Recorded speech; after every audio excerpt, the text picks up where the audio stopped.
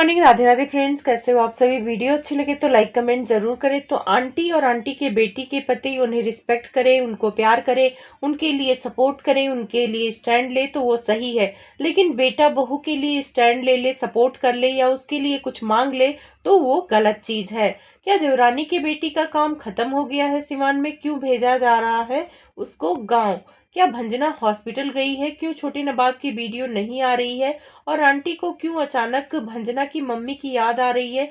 भंजना की मम्मी को बुला रही है आंटी, क्योंकि वो डिलीवरी के टाइम पे कुछ नहीं कर पाएंगी, क्योंकि उनका तबीयत खराब है। बहुत सारी बातें हैं। अगर चैनल पे नए हैं तो प्लीज सब्सक्राइब कर लें। वीडियो अच्छी लगे तो लाइक कमेंट जरूर करें। सबसे पहले बात कर लेते हैं आंटी जी के वीडियो के बारे में। सुबह मैंने जब आंटी का वीडियो देखा जहाँ पे वो ब्लैक सूट पहने हुई थी और टाइटल डाला था कि अब भंजना की मम्मी को बुलाना पड़ेगा, उस ब्लॉग में अगर देखें तो आंटी कहते हुए नजर आती है कि उनकी तबीयत ठीक नहीं है, चलने का मन नहीं करता है, उनका गला सूख रहा है। लेकिन वीडियो इसलिए उन्होंने बनाया क्योंकि लोगों का जवाब देना था, और जवाब ये दे रही थी कि उन्हें भंजना की मम्मी को बुलाना पड़ेगा क्योंकि वो काम नहीं कर सकती हैं, उनकी तबीयत ठीक नहीं है।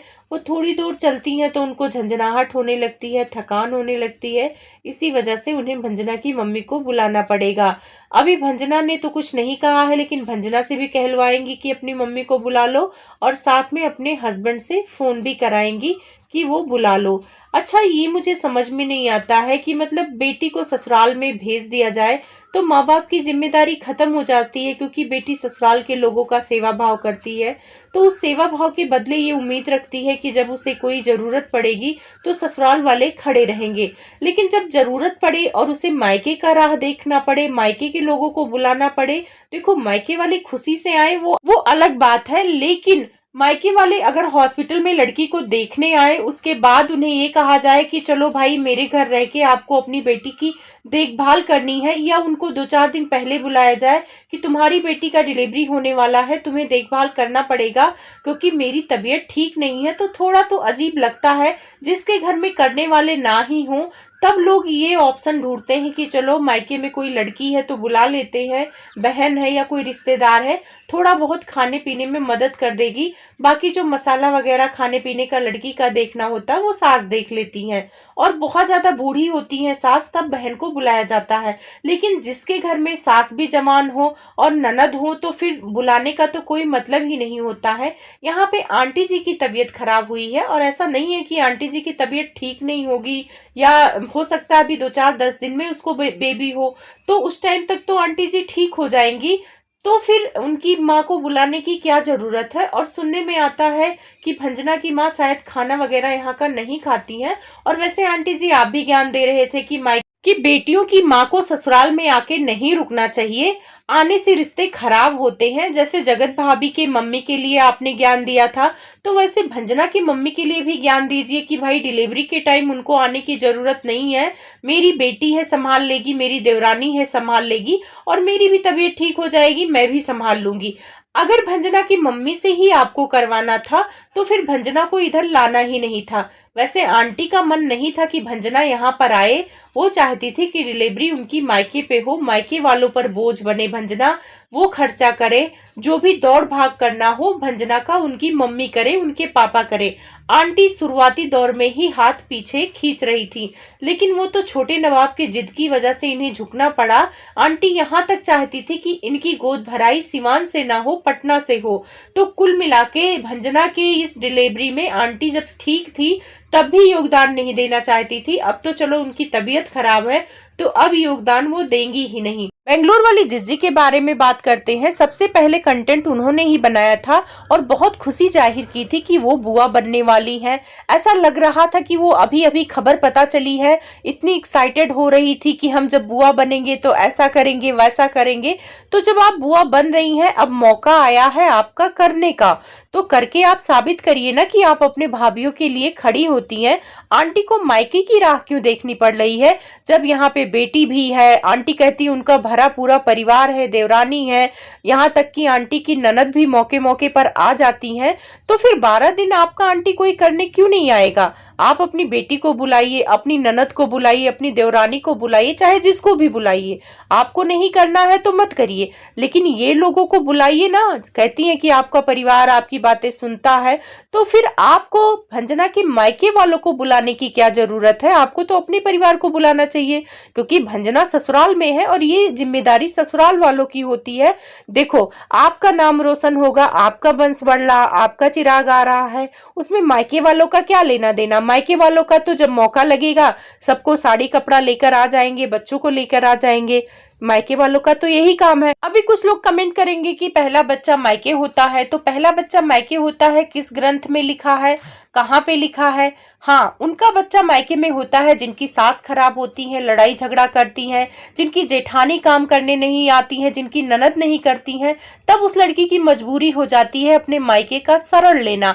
यहाँ पे तो जगत भाभी हैं। आंटी जी, जगत भाभी आपकी तो परफेक्ट बहू है, आप उनको ही बुला लीजिए 10-12 दिन। वैसे वो तो बहुत काम करती हैं, उनके अंधभक्त कहते हैं कि वो पूरा घर संभाल रखी हैं, तो क्या अपने देवरानी की डिलीवरी में मदद नहीं कर सकती हैं? करना चाहिए ना आंटी।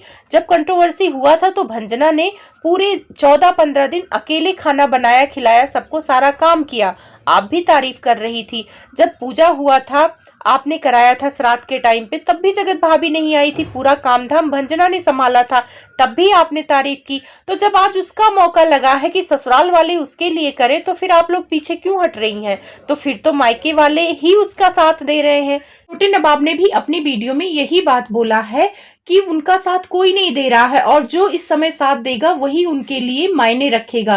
तो फिर मायके वाले तो ऑटोमेटिक ही मायने रखने लगेंगे। ससुराल वाले आज इस टाइम पे साथ देने को तैयार नहीं है, जिसका भरा पूरा परिवार है, सास है, ननद है, जेठानी है। सास की तबीयत खराब हुई तो सास ने अपना हाथ पीछे खींचा, लेकिन ननद और जेठानी है ना, ननद और जेठानी खड़ी हो जाती, तब उसे लगता कि हाँ भाई मेरा परिवार है। जो आंटी आप परिवार को जोड़ कर लेके चलने की बात करती हैं, हम साथ साथ का आप लोग वीडियो बनाते हैं, तो फिर तो लोगों को नाटक लगेगा कि आप कभी साथ साथ थे ही नहीं, कभी नहीं प्यार था आप लोगों में। वीडियो के लिए, कंटेंट के लिए भले आप लोगों ने प्यार दिखाया है, आज आप लोगों का प्यार दिख रहा है। अब आते हैं बेंगलोर वाली जिज्जी की तरफ। तो बेंगलोर वाली जिज्जी स्ट्राइक मारने की धमकी दे रही हैं। स्ट्राइक इन्होंने एक बार और मारा था जब खासिद का मामला आया था, और खासिद के मामले में इनकी चैट वायरल हो गई थी जहां पे ये बात कर रही थी। तब इनको बड़ा गुस्सा आया था, सारे लोग इनको ट्रोल करने लगे थे, क्योंकि उस टाइम पे भी ये बेवजह कंट्रोवर्सी में कूदी थी और इनके ही बातों से अंतर लगा था। तब लोग जगत भाभी पर आरोप लगाने लगे थे, क्योंकि इन्होंने ही बोला था कि जगत भाभी को सब पता है, और उधर जगत भाभी बोल रही थी कि हमें तो पता ही नहीं गाइस, हम क्या ही बताएं, हमें तो कुछ पता ही नहीं चलता। तब लोगों ने कहा या तो ननद झूठ बोल रही है या तो वो भोली भाली जगत भाभी बेवकूफ बना रही हैं ऑडियंस को। तो उस टाइम पे जब इनकी पोल खुलने लगी तब भी इन्होंने स्ट्राइक की धमकी दी थी। इस टाइम पे भी ये भंजना के बच्चे को बद्दुआ दिलाई है। जब यही बात रिएक्शन वाले इनका पोल खोलने लगे तो इन्हें आने लगा गुस्सा, क्योंकि ये अपनी तारीफ बर्दाश्त कर सकती हैं लेकिन बुराई नहीं बर्दाश्त करती हैं। तो इन्होंने इसीलिए बोला कि ये स्ट्राइक दे देंगी। भाई आप स्ट्राइक देने की तो धमकी दे रही हैं, ठीक है आपका हक है, स्ट्राइक आप दे दोगे, लेकिन क्या आपके स्ट्राइक देने से आपका पोल खोलना लोग छोड़ देंगे? वो दूसरा चैनल बनाएंगे और जो सब्सक्राइबर उनको सुनना पसंद करते हैं दोबारा से सब्सक्राइब कर लेंगे, क्योंकि एक ऑडियंस रिएक्शन वाले भी बना के रखते हैं, उनको भी प्यार करने वाले होते हैं जैसे ब्लॉगर को प्यार करते हैं। तो ये धमकी किसी को डरा नहीं सकती है, जिनको जो बोलना है वो बोलेगा।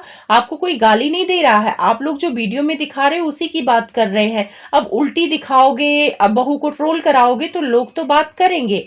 आंटी जी को ही देख लीजिए, बहू को गालियां दिलवा दी, बहू को ट्रोल करा दिया, बच्चे को बद्दुआ दिलवा दी, अब आ गई हैं ज्ञान देने की वो हमारे घर का चिराग है, आप लोग उसे गाली मत दो, आप मुझे गाली दे दो। अब कह के क्या फायदा आंटी, जब चिड़िया चुग गई खेत। 2 दिन से आपकी बहू तो इतना ज्यादा ट्रोल हो रही है, 2 दिन से आपके बहू को इतनी गालियां पड़ रही है, उसके होने वाले बच्चे तक को लोग नहीं छोड़ रहे हैं, तो क्या फायदा।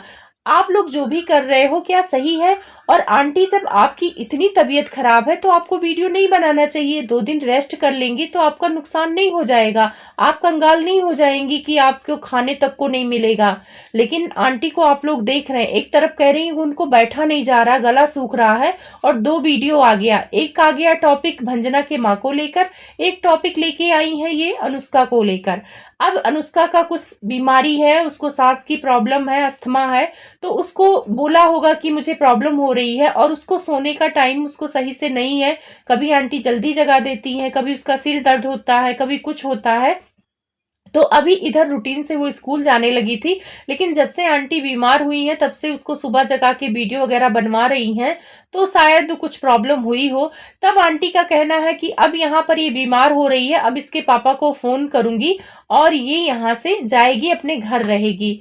तो आंटी आप कह रही थी कि आप उसको पढ़ाने वाली हैं, उसका एडमिशन करा दी हैं, उसको आप रखी हैं, अब आपको दोनों बेटियों को ख्याल रखना है, थंबनेल में आप लिख रही थी। तो कहाँ गया ख्याल?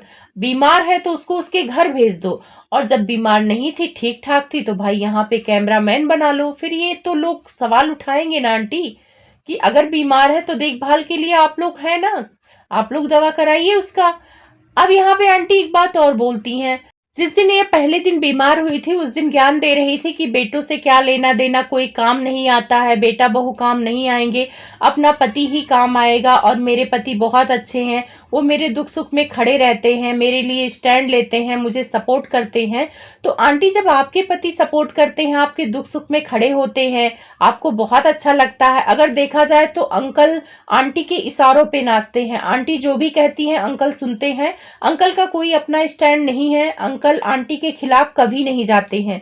तो अगर यही काम बेटे करें, बेटे अपनी पत्नियों के खिलाफ ना जाए, बेटे अपनी पत्नियों का सुने, बेटे अपने पत्नियों के इशारों पे नाचे, तो वो बुरे कैसे हो गए? या तो आप अपने लिए रूल अलग रखें या उनके लिए अलग रखें। ये का बेहोश टॉक पे आंटी ने बोला था कि अंकल का ये साइकिल पकड़कर खड़ी हो गई थी क्योंकि इन्हें अंकल के साथ सिवान आना था, क्योंकि आंटी को पढ़ाई करना था, और उस टाइम पे आंटी प्रेग्नेंट थी। तो वही काम जगत भाभी ने कर दिया। जगत भाभी भी पढ़ने के बहाने अपने पति का हाथ पकड़ के बाहर निकल गई, तो फिर वो कैसे गलत हो गई? और यही काम अगर भंजना कर रही है, भंजना का पति उसको सपोर्ट कर रहा है इस टाइम पे, तो फिर इसमें क्या गलत है? मुझे तो नहीं लगता कहीं से गलत है। और भंजना को जिस चीज की जरूरत होगी उसके लिए अगर उसका पति स्टैंड ले रहा है, अगर उन्हें कमरे की जरूरत है या देखभाल की जरूरत है, तो पति तो बोलेगा। ऐसे जगत भैया भी तो स्टैंड लेते हैं जगत भाभी के लिए, तब तो आपको बुरा नहीं लगता है। लेकिन आज छोटा बेटा ले लिया तो आपको इतना बुरा लगता है। बेंगलोर वाली जीजी, वैसे तो आप भाइयों के बड़े गुणगान गाती हैं कि अपने रिश्ते सगे रिश्ते रिश्ते होते हैं। जब जगत भैया से आपका बिगड़ा था उसके बाद आपके बेटे के लिए चैन वैन लेके आए थे, आप खुश हो गई थी, फिर आपका रिश्ता अच्छा हो गया था। उसके बाद छोटे नवाब से गुस्सा हुआ था, छोटे नवाब ने बोला था कि आप उनके पत्नी के पसंद की साड़ी लेकर चली गई थी, उसके बाद लड़ाई झगड़ा था। उसके बाद छोटे नवाब ने आपकी बेटी के बर्थडे में डायमंड रिंग दिया, उसके बाद से आपका फिर रिश्ता अच्छा हो गया। तो ये लड़ाई झगड़ा चलता रहता है भाई बहनों में, ये कोई बहुत बड़ी बात नहीं है। आप बहुत तूल बनाती हैं, कुछ ज्यादा ही आप समझदार बनने के चक्कर में आप कुछ ज्यादा ही तूल देती हैं। हर घर में लड़ाई होती है, तो इसका मतलब थोड़ी है कि रिश्ता खत्म हो जाएगा। लेकिन आप रिश्ता खत्म करने वाला वीडियो पिछले साल भी बनाई थी, शुक्र है इस साल आपने रिश्ता नहीं खत्म किया, और अभी आपको खड़ा होना चाहिए था भंजना के लिए। देखो, मौके पे अगर आप खड़ी होंगी तो आप असल में बुआ बन रही हैं, असल में आप ननद है। और अगर मौके पे नहीं खड़ी हो रही हैं तो शायद आप लोगों को बुआ बनने की खुशी है ही नहीं। आंटी को तो नहीं है, आंटी को शुरुआती दौर से ही उनके चेहरे से लग रहा है, उनके हाव भाव से लग रहा है कि भाई वो तो पहले से ही दादी बनी हुई है, तो उनको दादी बनने का कोई बहुत ज्यादा खुशी नहीं है। खैर, आप लोगों की क्या राय है कमेंट में जरूर लिखना। छोटे नवाब ने एक कम्युनिटी डाला था जहां पर उन्होंने लिखा था कि वो अभी हॉस्पिटल में है, भंजना ठीक है, और आते ही वो वीडियो डालेंगे। तो बहुत सारे अटकलें लगा रहे थे कि क्या उसको पेन है, क्या उसको एडमिट कराया गया है। तो मुझे नहीं लगता कि अभी उसको पेन है, और अगर होगा तो चलो बहुत अच्छी बात है। लेकिन कुछ लोग कह रहे हैं कि छोटे नवाब की तबीयत खराब है, तो हो सकता है, घर का माहौल इतना ज्यादा है, मौसम भी चेंज हो रहा है, तो तबीयत किसी की भी खराब हो रही है। लेकिन ज्यादातर लोगों को लग रहा है कि भंजना एडमिट है हॉस्पिटल में।